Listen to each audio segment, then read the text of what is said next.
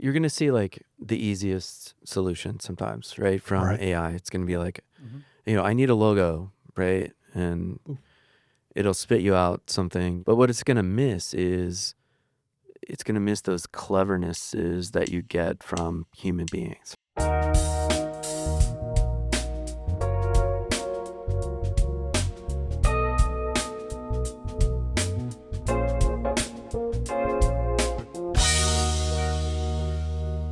This episode is a little different. Over the course of the season, I've interviewed and had conversations with designers, educators, and all sorts of creatives.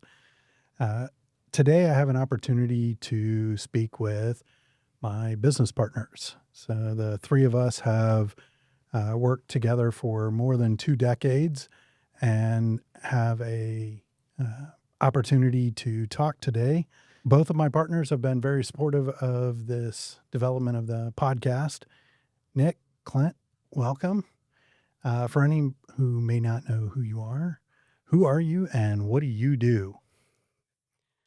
I am Nick Groh. I am one of the founders of Linespace. I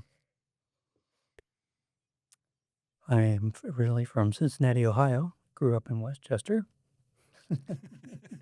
Go on. Yeah. That tells it all. All right. Clint Woesner, also founding partner of Linespace.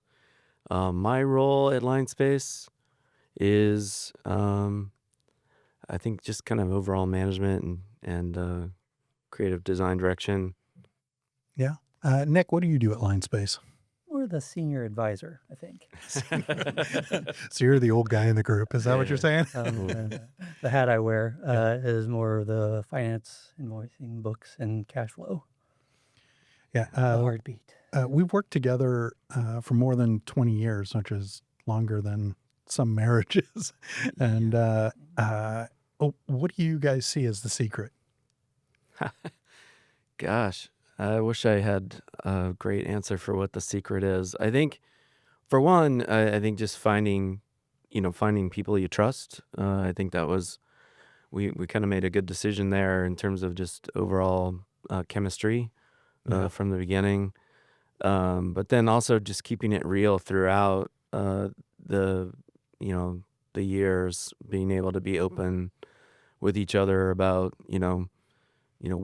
what we think we're doing well, what we think we're not doing well, and sort of how to improve it or what the next chapter is. I think we've done a pretty good job of just being honest with each other and open about those topics. And I think, like any relationship, the more open you are, the more you talk about things, the more you share, right? The more you work through difficult times, the more likelihood that you're gonna withstand those experiences. So Yeah. Communication helps. yeah, on for that sure. end. Yeah. Three partners having their sort of own time and space was really nice. Yeah. Kind of all to take care of the business, and we all have different interests that we pursued through the past 23 years, and kind of we didn't have to be together 9 to 5 every day of the week, right? And it's, so that flexibility of coming in and out of the office, knowing I can be out, somebody's gonna be in, made it really nice to kind of adjust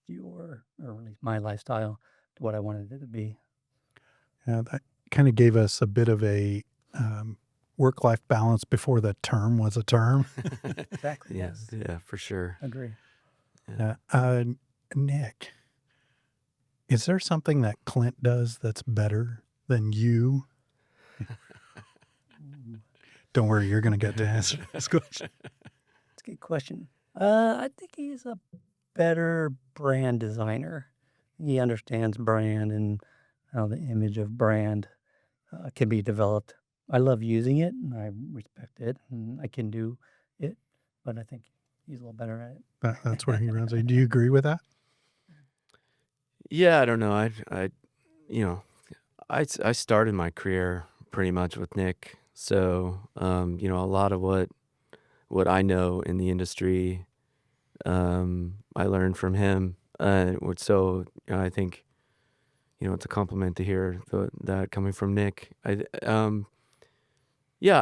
do think that I enjoy working with brands. So, Yeah. I enjoy that side of it in terms of like creating a story around a brand and how can that story have meaning and how can it, translate into, interactions and touch points with people. And so, yeah, I do think I enjoy that, you know, so but that's probably why he feels that way. But like, Right. um, I that's a great thing about I think our business in our company is that the way brands translate um, through the work we do is different from project to project, Yeah. and that keeps it interesting and exciting and um, you know fun to do for over 20 years.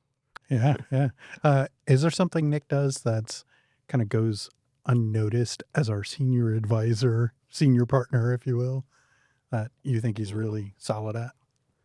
Well, I mean, I honestly don't think we would have survived, 2 decades without Nick, you know, in his organization and the way that he, keeps things in order and handles the finances side of it, which isn't an easy task. And, I know he, from the very beginning, he kind of welcomed that as, a challenge. But, designers aren't really built to run businesses in a lot of cases because we didn't have the training. We definitely aren't financiers. We don't understand, budgeting as well as, we didn't have that background. But, Nick does a really good job with that. And I think, keeping us sort of, on a good path moving forward and making the tough decisions, I think that's really been valuable for our business. And then, in general, I think from a design standpoint, not not the bit running the business standpoint, Nick does a good job of sort of posing the devil's advocate question. It's like, you know what I mean? Like, I've Yeah. experienced yeah, that. you So think you're onto something and you're moving forward, and he's like, but what if? I just have to say it. Yeah, It would yeah, just kill me not to. yeah, yeah. Like, So he poses those hard questions sometimes, and you're like, oh, you're right. Maybe we need to rethink that. And so, that always makes the work better. And he doesn't necessarily, a lot of times when he's asking that question, he's not necessarily advocating for one side or the other. He's just looking for the best possible outcome. And the only way to really do that a lot of times is to ask that hard question or pose the opposition Right. to what it is you're doing. And he always reminds us to do that, which I think is fantastic. I think a lot of times that's the kind of questions that we don't always expect, like maybe a client will ask or some random person in a meeting will bring Yeah. up. no, I Yeah. think that comes from, yeah, it's part of my personality. Maybe it's part of my sign. But I do kind of do that with my family too. I'm like, what about look at this side of things? Or, Yeah. I guess I'm more of kind of a negotiator and kind of finding the right decision that I want it to be. It's a good it's a good quality to have. Yeah. For sure. So people see the finished work mostly, like that's what we promote a lot of times is even if we're talking about the process behind design, but what they see is kind of the outcomes. They don't always see the business behind it. What are some of the misconceptions about? You said that we're not, typically trained in running a business, but what are some of the things people don't really think about when you're talking about running a consultancy like ours? Well, I mean, there's a finances thing that I already talked about, but I think the other side of it is, business development, and you know, your work doesn't always speak for itself. Sometimes, Mm, you can put it out there, and it can be great work, but people have to find you, and you have to kind of find them. And there's others out there that have great work Similar too. quality work, yeah, or great work, even sometimes better work, right? And so, you know, the I think early, maybe early in careers, designers think, well, I can do great work, and then people are just gonna seek me out, and it's gonna be easy to get clients and things like that. But the reality is, the relationships you build are more important sometimes than the work. And so, the work's important. Obviously, that's why we do what we do. But when you can establish really good relationships with people in your industry or industries that you want to work with or for, that's why people will come back, right? Or that's why they'll refer you to someone else because they enjoy working with you. And I Mhm. think that's something that people don't always understand early on, right? Yeah. And I think we've benefited from that through the years, having long-standing relationships with our clients and people we've worked with over the years. But I yeah. think we probably saw that take off maybe around year 5, 6, 7, 8. Hmm. Kind of that Some of those sales start to relationships start start to, off, and yeah. yeah. So no, I agree with everything Clint said. You know, it's gotta be somebody that's likable. Yeah. That helps Yeah. too, Yeah. actually. Yeah. Yeah, get to know people and industry and your clients. Do a great job. Do whatever it takes to keep that relationship going. Don't burn bridges. Hmm. You don't have to. Yeah. Yeah. I mean, also with that, I think, just to kind of touch on that a little bit more, is that, that also doesn't happen as organically necessarily as you think it's going to happen, right? Yeah. It takes time, it takes effort. You do have to go out and meet with people and, have lunches or, get in front of them, send them emails, like remind, if you're on a personal enough, level, send a text message every once in a while. Hey, how you doing? What have you been up to? How's your family? Just let them know that it's a relationship and then, it's a little bit like out of sight, out of mind sometimes, right? People work in their own sort of environments and what they're focused on, and sometimes you just have to remind them that you're still there and Yeah. that Phone calls good too. phone I mean, calls, when I put conversations, things in the email or text, sometimes it doesn't get the full right? meaning across, Yeah. or there's just so much I want to say. It could take forever. Yeah, you don't want I that pick up the phone to be a lost art. all the Definitely, time. you want Yeah, yeah. conversations. Yeah. Call them up and I think that was voice. probably one of the hardest things for me because even though, as you guys know, I love talking, I'm not always like I always have that resistance to pick up the phone and talk. Mhm. I adapted to texting really well, but there, like you said, sometimes there's that missed. Just gets lost in the feed. Whereas, if you pick up the phone and call, Yeah. they're there. It's actual engagement. Mhm. I'm definitely probably a more in person. Um, I don't know why the phone calls have always that's always been my Achilles heel. Oh yeah, I love So the person too. Going to a site and walking with yeah. a client or a developer, architect, whoever we're working with, and getting that face to face time whenever I get a chance. Uh, whether it's with the business development or what other parts of the building a business were harder than you expected. Hmm. That's interesting. I do think finding good talent and people that fit what you need in the office is a hard one. We've had fantastic employees through the years, and sometimes that was through referrals or relationships we already had with people. But it's hard sometimes to find the right fit, right? And somebody that really is going to contribute the way you need them to, especially when you're a small business, right? Right. Because anytime you inject a new person into that culture and environment, right, they can have a big impact one way or the other, just because there's such a small group. And you know that's it's not easy sometimes to find the person that's the right fit. I think we're fortunate to have a really good team right now, and we do have a staff, a group that we all feel really good about, and they're doing fantastic stuff. Um, but it's not that. I think that was something that I think still is a bit of a challenge. Is like where do you go? And you open up. We've done this in the past, right? You Yeah. open up the big sort of application process, and you have hundreds of applications that come in. You weed through them and try to find qualifications, and then you do these phone interviews and then in-person interviews, and you try to get a sense for somebody, and you bring them in, and maybe it's on a trial basis or whatever it is, and it takes a little while to feel whether or not that person is the fit that you were looking for.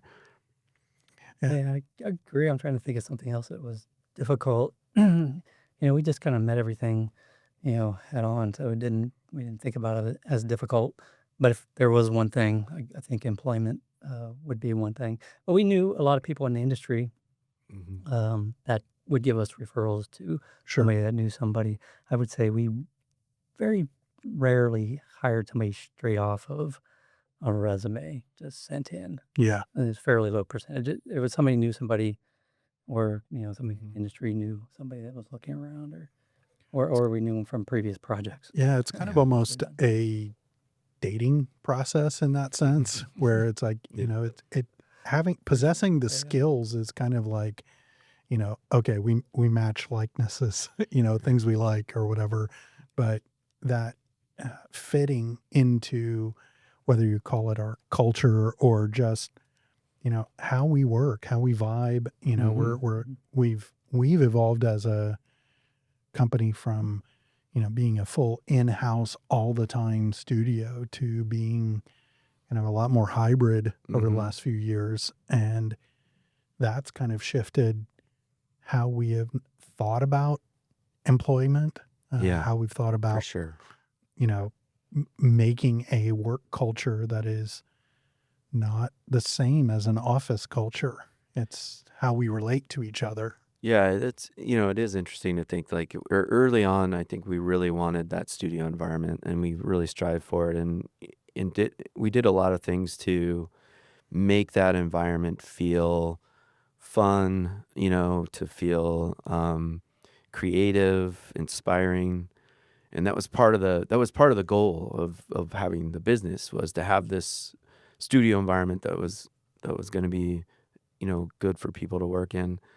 Um, and now you're right, it has changed, and I think it's still there, but it's just different. Yeah.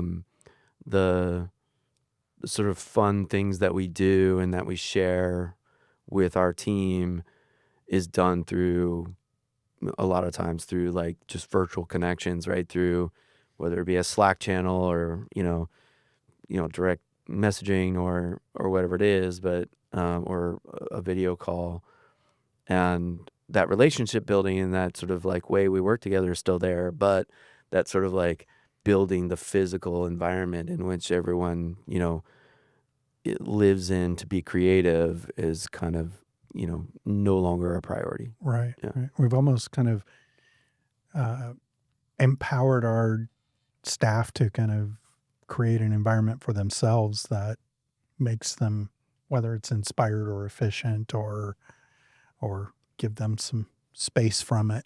Yeah. If that's what they want. One of the reasons I wanted to have you on is because you both supported me starting this podcast. And when I first brought up the idea of starting the podcast, what was your honest reaction? Oh, I thought it was great. I think right away I was like, wow, this sounds like a pretty cool thing. Um, Good luck. I hope you can pull it off. Because it's like I think that's one thing, Max, that you and I have the ability to like brainstorm a lot of different ideas, and we have over the years, and some of them go forward and some of them don't, right? And Yeah. and I would say more of them don't than do. Yeah. And that's that. I've witnessed some of that. Yeah, Nick's been a part of those conversations. I pick and choose which ones I Yeah. involve You're with. usually in the back going, And again, that's the devil's advocate coming out again. Head down. So, devil's advocate, what did you think? No, kind of similar. I was like, well, okay. Seems like something Max would do. Why not? No, I was like, thought it's a really cool thing for you personally, and kind of bringing some attention to, our business, and as far as it's a nice social media. The aspect is, that it's more real than just, zipping through reels. You're getting kind of real Yeah. information from people. So I thought it was right up your alley. Yeah, I think the thing about a format like this, which to me is more valuable than sort of, reels on Instagram or whatever, is that you get to hear from real people, and it's real conversations. It's not, something that's produced for clicks or likes, or, this is about like getting to know people and process and the industry itself. And to me, that makes it valuable. Right. It's not just another thing that's out there just trying to get, hearts. You know what I mean? So I'm not just clickbait. You're Is what not you're saying. clickbait. Yeah. Real educational value. Yeah, exactly. So why is it important for designers to share ideas, build relationships, and kind of participate in the larger community, not just project based? I'll start. I think, for one, I think especially for young designers, um, you really you really need to interact and learn as much as possible from other people in the industry, um, and get as much sort of exposure to various different things, Yeah. before you decide who you are as a designer, what you want to do as a designer, um, what path you want to take. Just because there's so many possibilities, there's so many options Yeah. out there, and a lot of times, coming out of school or whatever it is, um, you don't know what those things are until you put yourself out there and learn and listen and interact with people, and that I mean, I think that's really important. And then the other side, I was going to say, and I'll let Nick answer the question, but I think, as designers, we are inspired by each other. It's hard, I think, no matter how creative you are or how talented you are, to consistently just invent things, right? And it's Right. like, just be like, I'm just gonna create something that is, unique and different and interesting and inspiring and meaningful and all these things, right? But you can go and explore or talk or interact and get inspired by the work that other people do, and that might, result in you doing something that's, different and unique and creative. We've all done it. We've traveled. We've had a lot of culture in our lives, in the design, but it's also kind of interesting to do something totally different than what you do professionally, and things that I do, sort of more outdoor camping, hiking, mountain biking kind of things. I think it nourishes my design process in my head for me.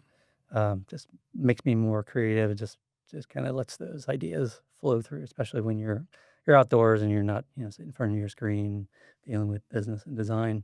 Just let it run free. Get out there and touch grass, as it were. Hug a tree. Hug a tree. Looking back, can either of you point to a relationship or a conference you attended or organization or any kind of introduction that may have had like a significant impact on Linespace as a business? I mean, I can't think of something specific. I remember going to ICSC with you, Uh-huh. and that was kind of an eye opener for me because I'd never been to one of those big kind of shopping conferences, and all in the retail end. Just kind of meeting people at those kinds of shows and starting to see where those feeds can lead. Yeah. It was interesting. I'd have to say that, I'll go back before Linespace in like University of Cincinnati, and experiencing different studio environments through, the co-op program, Oh, right. being able to work during school and go to these different places, cities that I'd never been before, as well as working for different types of agencies and seeing different ownerships and seeing different, work and processes and studios. And I think I was inspired by that. I mean, I think if I go all the way back to the idea of having my own studio or, developing my own design business, I think it was probably inspired by those experiences, really. Yeah. And saying, I want to create this too. I want something like this for myself. And so I think for me personally, at least, that's probably where I got inspired to just go out on my own and partner with you guys and somehow survive for 20 years. Kind of touching on that is that I know things have kind of shifted over the 20 years as far as, how we've approached the business, maybe how clients see us after Mhm. having decades of work. What do you think clients hire Linespace for? Like, what do they come to us for aside from just the design service? Because I there's a think lot of it's that out there. a balance, you know, between creativity and just sort of rationalness of the design process. Kind of the proposals we put together are thorough, and the work we've done in the past with them is always good. And yeah, so that's really the relationship with those people. Yeah, I would say problem solving. And that can cover a lot of different areas of the work that we do, right? Right. And For sure. sometimes it's creative problem solving for brands, right?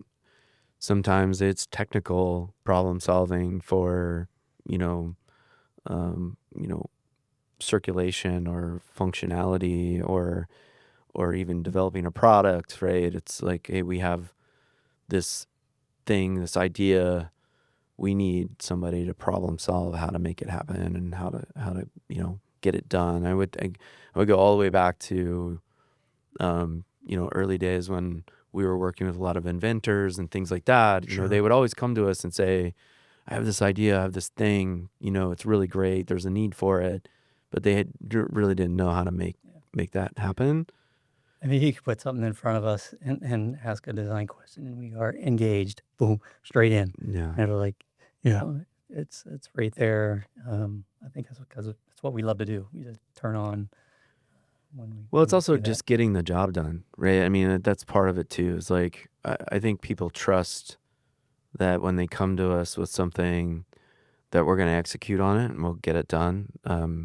It's pretty rare that we don't, and I think that builds a very strong, sort of trustworthy relationship with our clients. Sure. We've seen in every end of the process, from Right. the very beginning, the very, very end, and many, many I mean, projects over the years. you think about the execution of signage at USC during a pandemic, right? That needed to cover every building, every inch, every part of the campus to inform people of a pandemic that no one really knew what was happening. There were all this new messaging, right? And you know, millions of signs almost, right? At least hundreds of thousands of signs and graphics that needed to Right. be executed and installed, and they came to us to do it, right? And that was part of it because they knew that they could rely on us to get something like that done. So Yeah, that's great. I, how would you say your definition of success has evolved over the years? it's interesting. Um, I think I think success, when maybe you're early in your career, you feel like it's kind of proving your worth in a way, right? It's Right. like, oh, I want people to recognize what I'm doing. I want to, maybe even get recognition through, different organizations and things like that. But I think now, to me, success is really about are my clients, you know, happy at the end with the work that was produced, and am I happy with the work that was produced, and do I feel like it's making a positive impact on the community or its target audience or whatever it was intended to do. And I think, you know, those things, if you can check those boxes, I think, to me that's a success. Awesome. What about you, Nick? Throw that question out again. How has your definition of success evolved over the years? Yeah, I think early on was kind of recognition based. You go, Yeah. but as you kind of go through the process of building the business, it's really the books. Sure. Yeah. Sure. Do we have money in the bank so I can sleep at night? I'm sure that helps with the stress there's a level. lot of ups and downs in the company market. Yeah. But it's been good. It's a combination of that, having the right number of employees and the right type of work and the cash flow kind of just all kind of works together to make that successful. Yeah, I would agree. I'm probably right in the middle of the two of you as far as, being able to find work that not only I enjoy, but that I feel that our clients are really like finding value and, feel it's successful. And then getting paid for it is obviously a good bonus. Yeah, we do get paid for what we love to do, so Yeah. can't be too bad. What who influenced the way you guys see the world creatively? It can be starting out or ongoing. Kind of mid-career for me, I got to work with Kit Heinrich at Pentagram very closely for about a year, and then coming back here, we had a project with April Griman's office. The way they they approach the creative process is fun to watch and kind of be part of. It's hard to describe, but it's a little out there. So it's kind of nice to be able to kind of meet and work with people like that. Yeah, a little bit more kind of opening your eyes Yeah. to different ways to I was like, approach stuff. okay, Yeah. yeah, didn't think about that, nor would I have ever. But now you do, right? Yeah. I think it's a combination of all the different people I've worked with before, starting Linespace, or even while we've been with Linespace, because we have the privilege of working with very talented architects, interior designers, landscape architects, even developers who have a really creative approach to doing projects. I think each one of those interactions is sort of inspiring in terms of making you think about a project a certain way or a different way. I could name a bunch of different people that Sure. were No doubt. along the way who were inspiring or even just challenging sometimes, and that also can be something that builds your desire to want to do great work. And so I don't know that I could pinpoint one, but I would say the culmination of all those experiences for sure. That's great. That's great. What's inspiring you outside of design? I know you do a lot of going outdoors and mountain biking, stuff like that. But what else is kind of like just gets your juices flowing? Question. Family. I like going back to visit my family. Yeah. The only one outside of the state of Ohio. So I've been going back almost every year for the last 30 years. I've been in California to visit family. Don't say that. You'll make us all sound bad. The kids have been going flying since they were, one, and we take them back every year. Yeah. Got to see mom. Yeah, that's a good one. I mean, I think for me, I have 3 boys, and my boys are all into sports, and so I spend time either coaching them or being around them when they're competing and playing different sports, and that's really enjoyable for me. It's an outlet. Right. I'm also kind of a competitive person, so it's fun to be in that environment outside of work in a different way. It's like, I think in a way, when you have a business or you're in design field, you are competing. Obviously you're driven to want to do something good. Um, and then that's just another form of that, but it's, more in sport and play versus, work and, that environment. So yeah, I really enjoy coaching them and being involved in their sports. Awesome. Awesome. Yeah. I have witnessed your competitive nature firsthand. Yeah. Your kids play sports? Right. Looking ahead, where do you guys see design is most needed in the next 10 years?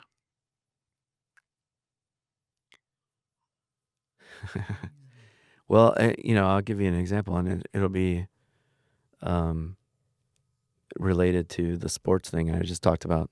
My son's playing on a baseball team, and they're doing a fundraiser they're trying to go to Cooperstown next month, and so they need to raise money for that. And the group was asking, can somebody create a flyer for this fundraiser we're doing? And um, I was like, yeah, of course I can create a flyer. I'm on a business trip at the moment. I probably won't get to it until a couple days. And then almost immediately in the chat was a flyer that was created by AI Mm-hmm. for the team car wash fundraiser. And everyone's like, wow, what an amazing flyer. That's great. Yeah. Like, we're going to post this right away. And to a degree, it did look good in terms of, sort of appealing, sort of eye candy type of image Yeah. for a fundraiser. But from a design standpoint, from sort of an organization of information or a hierarchy of what you need to get as a viewer, or even relationship between content, Right. the overall sort of layout and those kinds of things, it wasn't that good, right? Sure. But the impact that it was meant to have, I think it'll probably have. It'll get attention and people will respond to it. But in terms of like quality and understanding purpose and really looking at things from a design principles standpoint, Yeah. AI, at least not now, isn't doing those things. And so we need qualified people, even if we're using AI as a tool, to be able to say, these things need to be changed. This needs to be improved, Yeah. right? To cater that piece into something that can be good. Yeah. I think one of the things I see a lot is that it gives you a slicker finish, but it doesn't replace that process of refinement and revision that, now maybe for a high school baseball car wash, Mm-hmm. like you said, you're getting the impact. So at the base level, it's raising the perceived level of result. But when you start looking at using it in practice, is that it's another tool to make things look much more finished, much faster, but it may not be right. Yeah, 100%. And I think that we're going to see more and more of it, obviously. So, over the next 10 years, I think it's really going to be up to us to decide how to use it, and Yeah. because you can't avoid it, and then how to make sure that it's still resulting in quality results and not just slick results. Sure. Sure. Your thoughts on that? Uh, you know, it's a good sometimes it's a good starting point, sometimes it's a bad starting point. It just Yeah. depends on what you're looking for and who is using it. I think if you have a design background, it helps. I've seen a lot of non-designers kind of come and kind of use it and then kind of show it to you, or some client even starts with one. They're like, "Can you work on this?" I'm like, "This is our starting point." You're like, Yeah. "What is this? What are you trying to do here?" Right. So, and I don't think it's gonna help with our sort of our general architectural wayfinding graphics kind of thing that Mhm. is a decent size of our business at the moment. I think that will keep going. It's just going to take that sort of human experience to be able to figure some of that out. But Yeah, I we'll think see. you're gonna see like the easiest solution sometimes, right? From Right. AI. It's gonna be like, Mhm. I need a logo, right? And it'll spit you out something. You'll enter in some key, inputs into AI, and it'll give you something. And you're like, oh, that's good logo, right? It's decent, right? But what it's gonna miss is it's gonna miss those clevernesses that you get from human beings, right? Yeah. Where you stretch something beyond the obvious, right? You're looking for meaning and purpose in something that's a little bit in a visual Right. that's a little bit deeper than just the, here's the simple, output. Yeah. And so I do think that you're going to see more and more brands that are built around sort of AI Sure. outputs. But in order for those great brands, right, to really have the cleverness and the meaning and sort of the deep storytelling, right? That's not going to come from AI. That's going to come from people. Yeah. Yeah. So after 20 plus years, what are you most proud of? Sticking together, the three of us, man. Anyway, Definitely. sure. Yeah. Yeah. It's actually been surprisingly easy. We all do our thing and we all contribute to the company. We enjoy each other's company when we're in the office. We have a little out of the office social time, but generally mostly business. Yeah. It's been good. Yeah, I think we started 2003, right? Yeah. With a 5-year plan, right? It was gonna like, we got the 5-year plan. This is what we want to do. And then quickly that 5-year plan got blown up because we didn't know what we were doing when we were planning for 5 years, right? Yeah. And circumstances and different things too, sort of came up. But to have a business for over 20 years, and do the kind of work that we've been doing and doing it together, I think is quite an accomplishment. And now it's sort of like I can't imagine it ending, right? It's Right. one of those things where it's like I know Nick is maybe thinking retirement AI in the door. at some point. But even with that, I think carrying this forward seems like that's a pretty cool Yeah. thing. I think that's what on our to-do list as Yeah. partners is to kind of look how, as I'm aging, we're all aging. It's kind of how that's going to kind of roll out to Yeah. So the future. what do you hope comes next?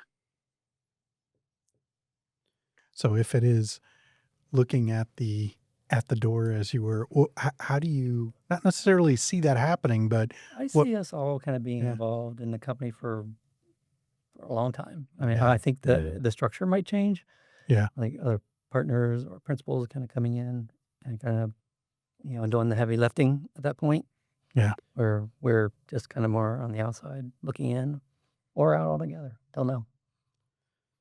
What are you saying? Working until I die. No, I mean, I think, I do really enjoy doing the work that we do and being a part of this business. And so, it's even, it's hard for me to think, my dad likes to joke around. He says, "Oh, I'm playing the lottery so you don't have to work anymore," and Right. if he won the lottery, I think he would want nothing more than for me to just stop working and just, enjoy life. Yeah. But for me, enjoying life is working. I mean, I do enjoy this. And so, sorry, Dad. If you do win the lottery, I'll probably still, want to do what I'm doing. And so, to kind of Nick's point, I think always being involved, but not, but also being open to transition, right? I Yeah. think you have to, at some point, realize that you're handing the baton. It's, um, you're still managing the race, but somebody else is carrying it. Yeah. Yeah. Nick, Clint, thank you both so much for this conversation. Thank you for supporting this crazy idea of a podcast. And I'm Max Beach. Keep asking questions.